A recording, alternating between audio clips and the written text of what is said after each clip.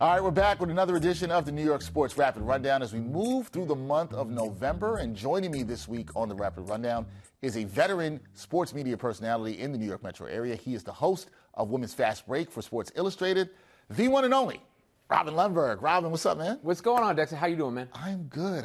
How has the summer been? I saw you a bunch during the WNBA Finals at Barclays. You were busy with all the women's basketball coverage. How was the W playoff run for you? Yeah, it was super cool. Like, to be a part of that, like, it's something that's never going to happen again, right? It's a once-in-a-lifetime event. It's going to grow from here. It's going to continue from here. But there will only be one of that past season, from Caitlin Clark's entry into the league to the Liberty and the Lynx going at it in the finals and everything in between. It really was a phenomenon, and I never would have imagined. And I don't say this to be like some like chauvinist or something, but if you had gone back in time and said women's basketball would explode to the degree that it has, I wouldn't have believed you just a few years ago. So it's really a remarkable thing to see and be a part of, and it's kind of inspiring. No, I feel the same as somebody who's been around covering the Liberty and the league. I feel exactly the same way. It is surprising because we haven't seen that kind of investment, right, in women's sports, and now we saw that, and it was a fun ride. We were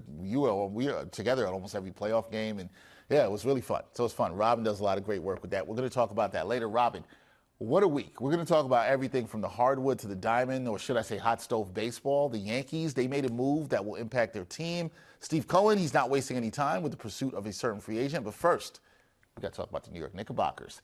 Now, Robin, Knicks, they got a big win on Friday night as they bounced the struggling Bucks 116-294. Knicks offense looked pretty good in that game, and also the defense I thought looked really good as well. Now the team's 4-4 in the season, right?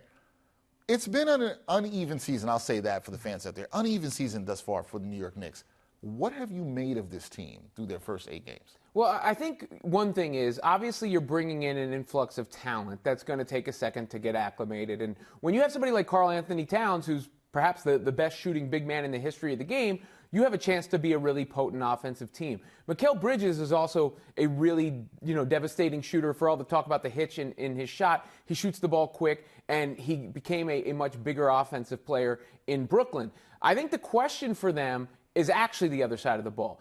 Tom Thibodeau has teams that are built around toughness and defense, but they lost some of that personnel. When you lose a Dante DiVincenzo, and those kinds of moves, Julius Randle even had a certain physicality and energy that he brought to the game. Are you going to be able to replicate that and make up for that? Because it's not exactly like Jalen Brunson's forte or anything. And I actually think, having watched Bridges very closely in Brooklyn, he's a better offensive player than he is a defensive player. I know he had that defensive reputation going back in Phoenix, and it's not for a lack of effort or anything, but he's kind of a thin-framed dude, and he can get pushed around a little bit at times, where I really think he's good on offense is playing off the ball, quick shots, pull-ups on the mid-range, that kind of thing. So what the Knicks might be missing is a little bit of that dog, and we'll see how that manifests itself as the season goes along. But they did upgrade the talent, especially the shooting, so hopefully they grow into a really potent offensive team. So I'm with you on that, right? Because I don't think the offense, I see some fans saying this, the Knicks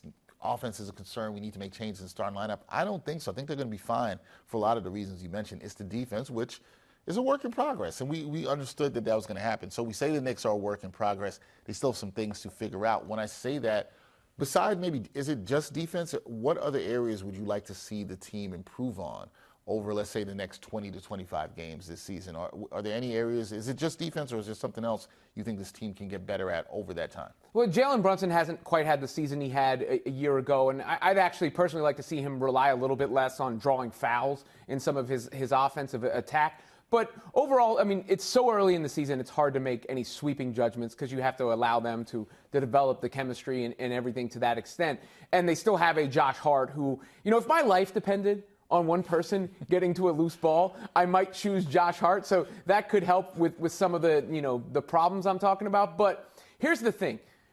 The Knicks, and Thibodeau has a history of teams overachieving a little bit. They did so well last year that they set the expectations, even if they had made no changes, very high.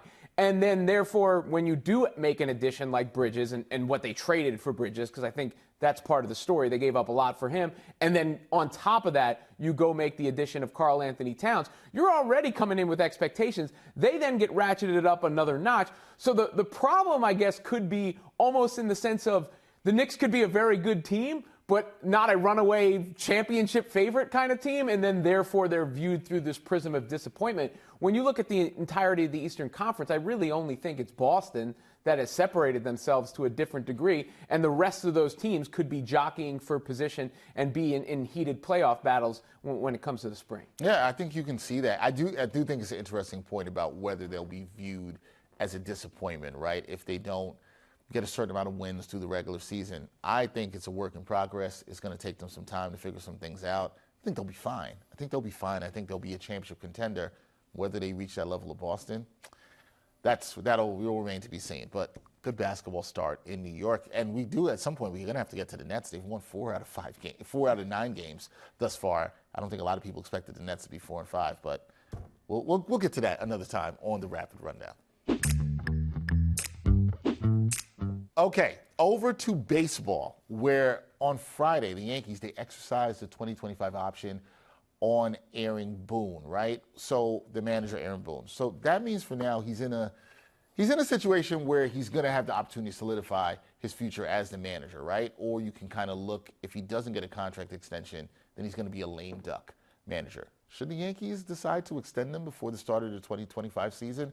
Or do you look at it as a situation where Boone's got a lot to prove going into the season? The Yankees should leave it as just that. Well, I think the Yankees have been pretty fair to him and given him a fairly extended leash. And the organization really has as a whole. Because how many times do people call for Brian Cashman's head in the last several years? I feel like that's been a broken record every year. And then all of a sudden they're in the World Series. Same thing goes for Boone. Now, you can criticize maybe his use of the bullpen in Game 1 of that series. And I don't have a problem if he is, I don't want to say lame duck because I don't know if he's necessarily getting fired, but if they put him in a bit of a prove-it year, because, you know, if you are at least considering the possibility of a change, you're not going to then lock him up to a long-term extension. He's a big boy. He can handle it and go into the year. But, you know, the narratives around the Yankees are silly sometimes in the sense of, I don't like working results backwards. You can't go anything but a World Series is a failure after you were hyped about the Yankees making the World Series, because really, what's the job of an organization? It's to put the team in position to compete on a year-in and year-out basis, and you hope things break your way. Now, the World Series was disappointing, there's no question, particularly when you factor in Game 1 and then the errors in the decisive game. So that stuff, it leads to fan vitriol, but can you really go through the course of the season and pinpoint, Aaron Boone cost them this, Aaron Boone cost them maybe like one game in the World Series, which is no good, don't get me wrong, but they consistently have won a lot of games with him at the helm. They did make it to the World Series with him at the helm. So I find the idea of him not being good enough necessarily be a little tough to swallow from a logical standpoint, because they were knocking on the door. So maybe they negotiate over the course of the season. Maybe the Yankees do want to see how he responds. But overall, I don't think it has too much impact on the wins and losses, because he's professional and he'll be in the dugout. Yeah, I think he'll be fine. I guess to that point, if you didn't like Aaron Boone as a manager, probably not going to change now, right? Like this isn't going to change for you. You're not going to like him. I tend to lean on the side of you, which is that he's won them a lot of games. He got them to the World Series. Was it, and we'll get to this in a second, was it some of his finest moments in some of the plays we saw from the Yankees in the World Series? No. But how much of that is on him, or is that on the players executing out there, right? It's always easy to blame the manager. There's a definition of blame that I like, a way to unleash pain and discomfort. So when you're a fan and the thing doesn't go the way you want, you need somewhere to put it. You're like, Aaron Boone, you got to go, buddy. The Yankees lost, right? And that's kind of what you saw happen and transpire there, I think, without it being able to actually be articulated on a series of instances. Okay, Aaron Boone lost him game 41 because of this move, and he lost him game, 120 because of this move, and he lost him this move. Really maybe one mistake, and even then, some of these mistakes are easy to second guess versus when they happen. Sometimes a guy makes a bad pitch or a guy makes a great hit, and it's out of the manager's control. So when I look at the overall record, when I look at the fact that the team was in the World Series, I can't really sit here and tell you seriously that Aaron Boone is bad at his job. Yeah, I think that's a bit much to say, right? Like, I think that's a bit much to say. I think he's been fine. He just got him to the World Series. I understand. I know people are watching myself and Robin and saying, but Robin and Dexter, the standard for the Yankees is winning the World Series. Okay, they didn't win the World Series. They got there. They're knocking on the door. I think that's the term you used.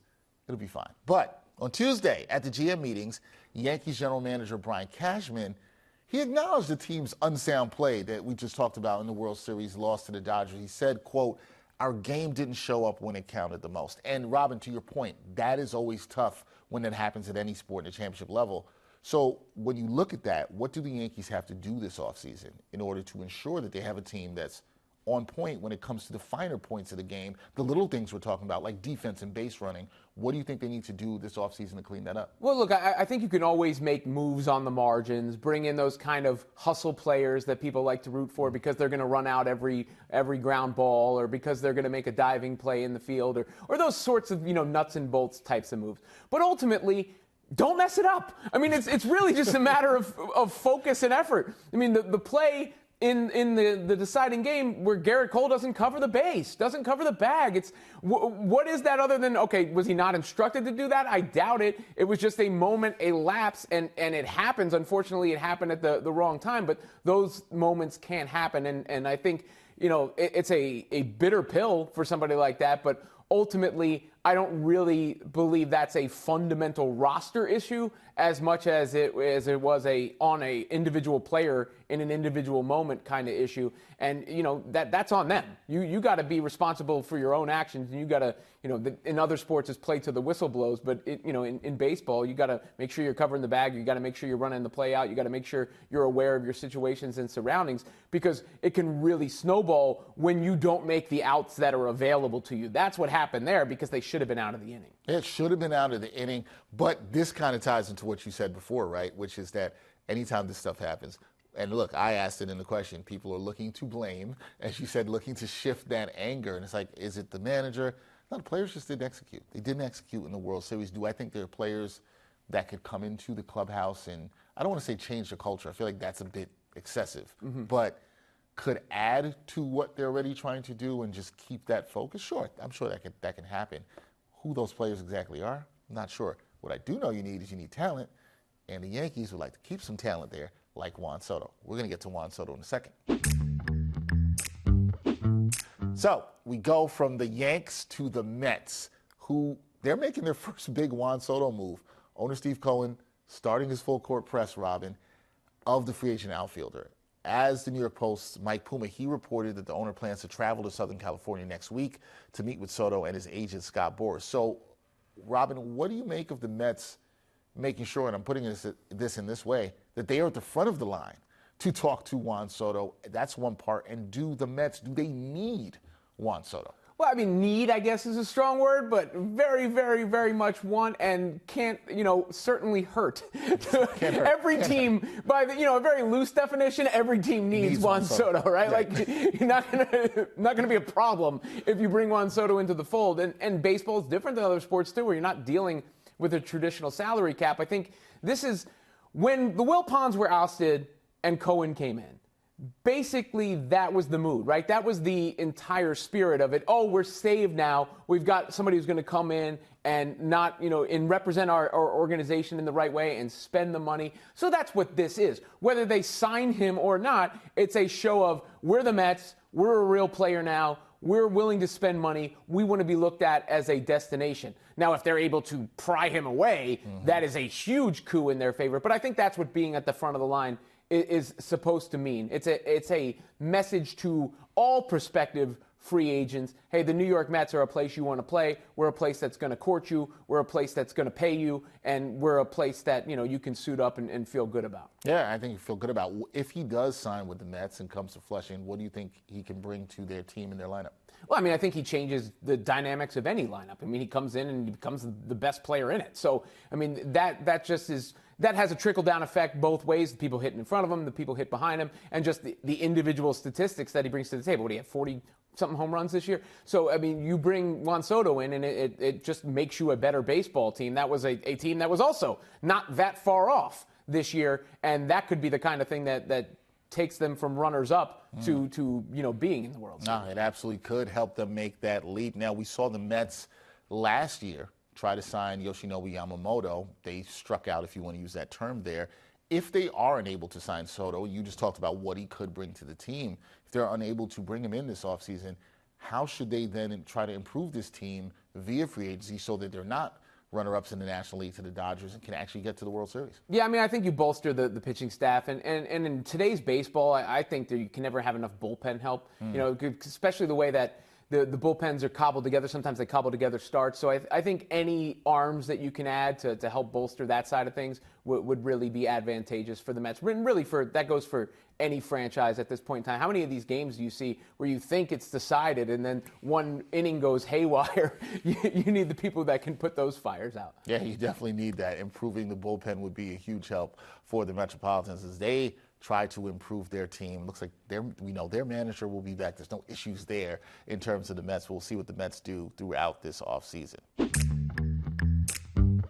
All right, I got a bonus question for you, Robin. I do this sometimes with certain guests. I have an extra question. Want to ask them something about what's going on with them, anything else that might be going on around what they do. I've known you for quite some time in this space of sports media. I've seen your career transition. You've been with various outlets in different spaces, radio, digital video, TV. I've seen you do different things. What's been the key for you in terms of adjusting in a sports media landscape that I think we both would agree it's always changing, it's ever changing. So what's been the key for you as a journalist, as a content creator in terms of adjusting here? Yeah, I mean, I think it's two things. One is being able to be adaptable. And you just mentioned that. Like, I came up, I was an intern on Around the Horn way back in the day. So I learned how to produce a TV show, which helped with the way I can think about topics and preparing topics going forward through other mediums. And that's been radio, that's been podcast, that's been writing, that's been on camera. All those things. And I remember one day having a conversation with a suit, if you will, and said suit was pushing back on the notion of podcasts and said, when you're making the restaurant you're opening, you got to get the pizza right before you sell the cannolis. And I was thinking to myself, no. This is delivery versus dine-in. It's the same product. It's just the method of delivery to the consumer. So you have to be able to adapt to the landscape and to your audience. And then the other thing is you have to not let other people determine your own self-worth and capture your own voice. I mean, what I've done, recently in talking about women's basketball and women's Fastbreak and on SI and all the stuff I'm doing there is, it was something I became passionate about. It was something I saw growing, and it was something I leaned into and trusting my instincts and trusting my ability to cut through the noise, because I have a track record of cutting through the noise and doing this. And so no matter what somebody is thinking of you or evaluating you or your contract status at one place or, how you're viewed by one executive versus another executive, it sometimes can be tough, but you have to have trust in your own voice and your own abilities to keep showing up. What did Jay-Z say at the Grammys, right? You got to keep showing up. You got to keep showing up until they call you the greatest of all time.